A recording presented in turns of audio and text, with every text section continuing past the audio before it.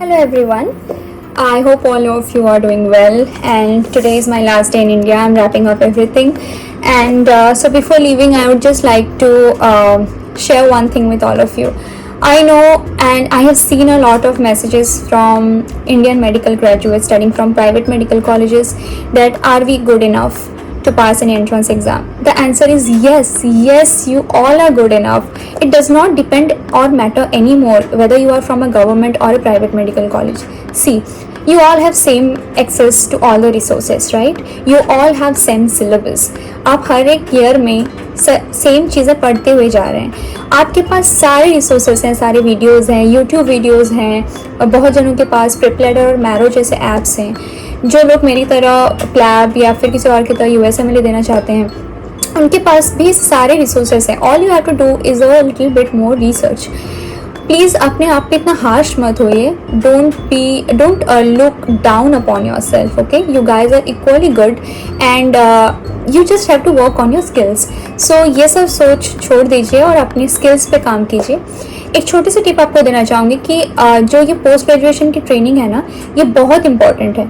So please choose your institutes और your hospitals wisely, क्योंकि ये जो कुछ सालों की ट्रेनिंग है, स्पेशलाइजेशन और सुपर स्पेशलाइजेशन, चाहे आप किसी भी देश में करो, ये बहुत बहुत इंपॉर्टेंट है कि आप एक अच्छे हॉस्पिटल से ट्रेंड होके निकलो, क्योंकि ये जो है आपकी ज़िंदगी बदल सकती है. आप इतने स्किल बनोगे कि आप जब when you will look back how you were in your medical school and how you are now, you will find a hell and heaven difference. So all the best to all of you. आप चाहे कोई भी medical entrance exam दीजिए, किसी भी देश में दीजिए, लेकिन जो मंत्र है वो सेम ही है. You have to be patient, you have to be consistent. This is not a race, it is a marathon. अपने आप को किसी और के साथ कंपेयर मत कीजिए. सबकी जर्नी बहुत अलग होती है. जब मैं प्लैब दे रही थी, मुझे 2 साल लगे ऑलमोस्ट सारे स्टेप्स कंप्लीट करने के लिए, because of obviously the covid pandemic and multiple cancellations of the exams. तो मेरे कुछ कोलीग्स और कुछ जूनियर्स भी थे जो मुझसे आगे निकल गए थे. मतलब they had already taken admissions in government and private medical colleges whatever for their post graduation training.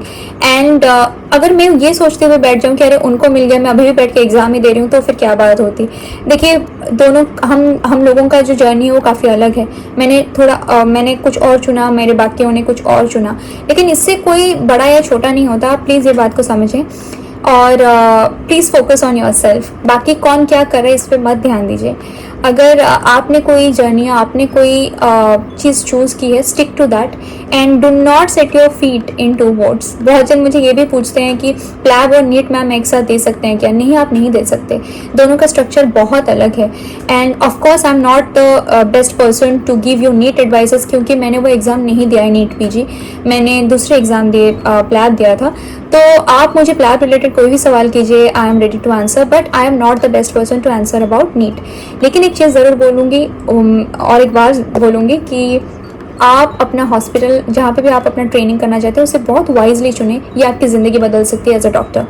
And अपने स्किल्स डेवलप ज़्यादा करें, बहुत बहुत फ़ायदेमंद है.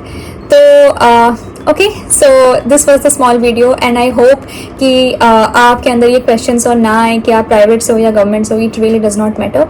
PG कहाँ से कर रही हैं, ये बहुत बहुत इंपॉर्टेंट है, क्योंकि उससे आप कैसे डॉक्टर बनोगे वो बहुत ज़्यादा मैटर करता है. आप किस तरीके से ट्रेनिंग लेते हैं वो बहुत ज़्यादा मैटर करता है. Make a good use of the internet. और आप सबको पता है कि कितने सारे ब्लॉग्स, कितने सारे वीडियोज़ हैं जो आपकी मदद कर सकते हैं.